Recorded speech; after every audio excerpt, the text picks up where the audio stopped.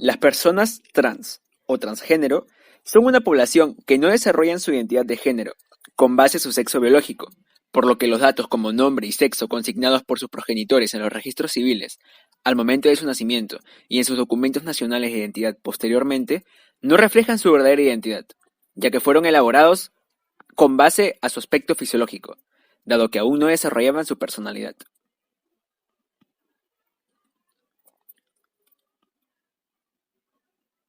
Al no contar con documentos de identidad que reflejen su identidad de género, las personas trans se ven expuestas a publicar datos de su intimidad biológica, lo que conlleva a situaciones de violencia. Asimismo, esta situación obstaculiza el desarrollo de su plan de vida y el libre ejercicio de otros derechos fundamentales, como la educación, el trabajo, la salud. La Organización Mundial de la Salud antiguamente incluía el transexualismo y el travestismo dentro del rubro trastornos de la identidad sexual, del Manual de Clasificación Internacional de Enfermedades. Con el avance de la ciencia, esto ha sido superado con el nuevo manual, publicado este año, que elimina el transexualismo y el travestismo de dicha clasificación. Por su parte, el Tribunal Constitucional del Perú, a través de sus sentencias, se pronunció sobre la posibilidad de cambio de sexo. A continuación, tendremos la participación de dos representantes, los cuales nos ayudarán a poder esclarecer nuestras dudas con respecto a esta problemática. Buenas tardes, mi nombre es Silvana Rosales, soy abogada del Movimiento Trans del Perú, ejerzo el cargo de secretaria general y es un movimiento que lleva más de 10 años en el Perú defendiendo los derechos de las personas transgénero. Bien, doctora Silvana, vamos a proceder a realizar unas preguntas para poder desarrollar un poco más nuestras dudas sobre este tema.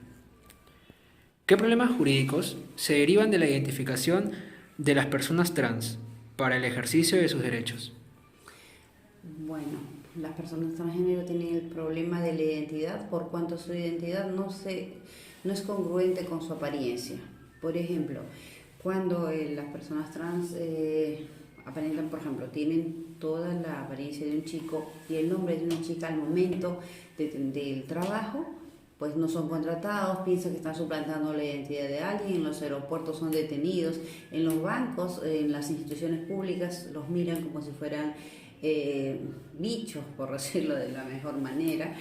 Por ejemplo, que a mí me llamen Pedro desde la ventanilla de un lugar, entonces llama la atención.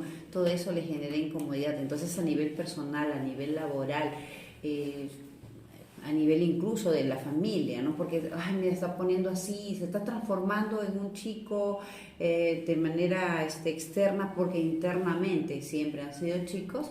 Entonces, ¿por qué no se llama de tal manera? Eso social, laboral, emocionalmente les afecta, porque como no es congruente, entonces tienen esta suerte de rechazo. Okay.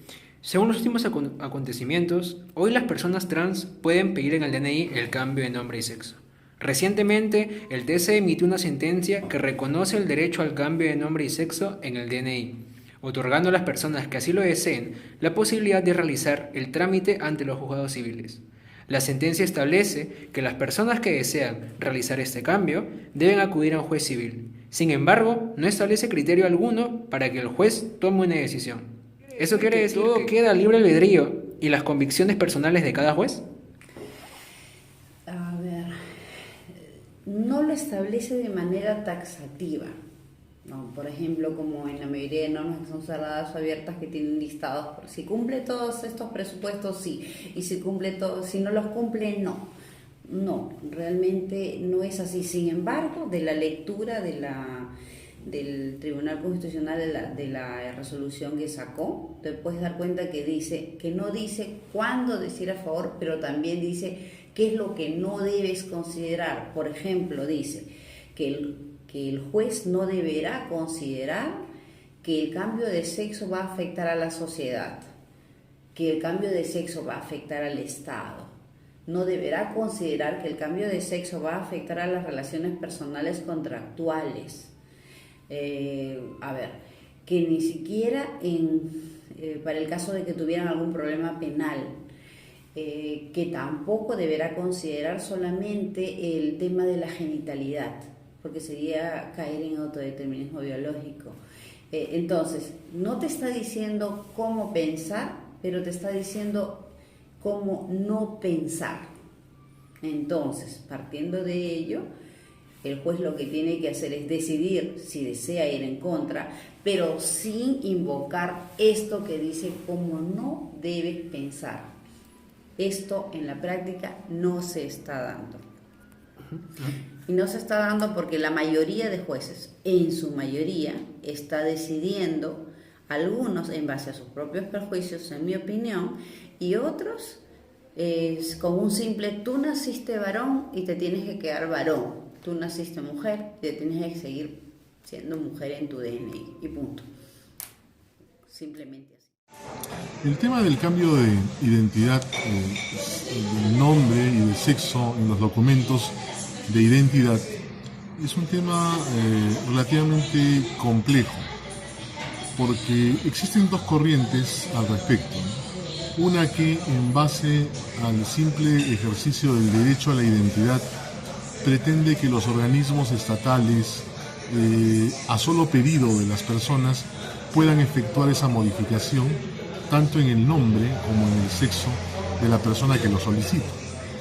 Esto obedece a una corriente de pensamiento que se denomina ideología de género, en la cual las personas, tal como se autoperciben, tienen derecho a ser consideradas, y no solamente en lo social, sino incluso en lo legal.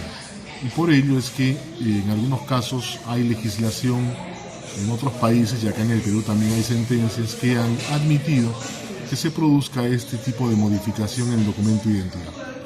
No obstante, yo pienso de manera distinta, de acuerdo a otra corriente que establece de que la identidad viene a ser la expresión de lo esencial de la persona, de aquello que va a permanecer en el tiempo de manera invariable.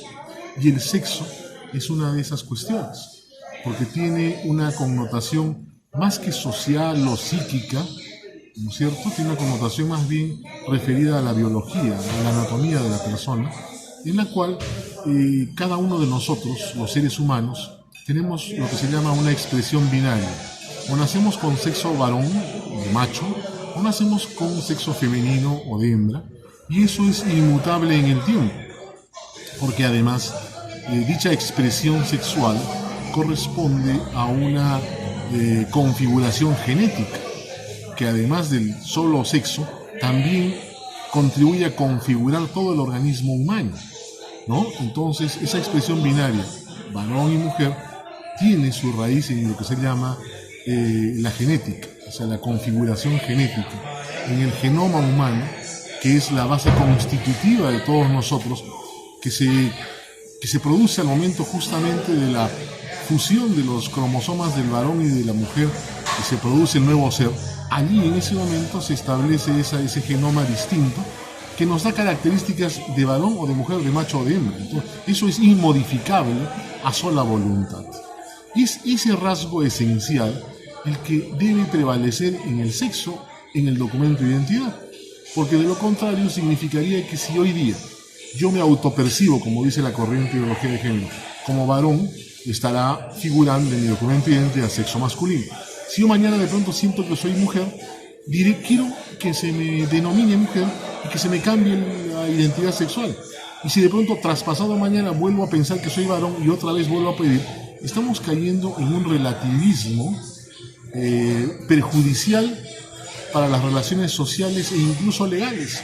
Porque si hoy día afirmo como Luis y mañana afirmo como Juana y pasado mañana como Luis otra vez, las vinculaciones jurídicas no tendrían estabilidad en el tiempo. ¿Ah? ¿Por qué? Porque yo puedo variar mi sexo de acuerdo a mi conveniencia, a lo que yo digo que me autopercibo. Porque la base de la identidad sexual, de la identidad de género, es la autopercepción. O sea, yo creo que soy. Y ese yo creo que soy es totalmente arbitrario. En los documentos de identidad debe prevalecer lo que decía la sentencia 139 del 2013 del Tribunal Constitucional, que es una sentencia que creó doctrina jurisprudencial respecto a este tema, en el cual se decía que son los rasgos distintivos de la persona, rasgos físicos concretamente, los que deben predominar a la hora de asignarle sexo en el documento de identidad. Y en correspondencia, si el sexo es femenino, el nombre deberá ser también un nombre que corresponda a ese sexo, un nombre femenino. ¿no es cierto? Y viceversa, si hay un sexo masculino, un nombre que corresponda al sexo masculino.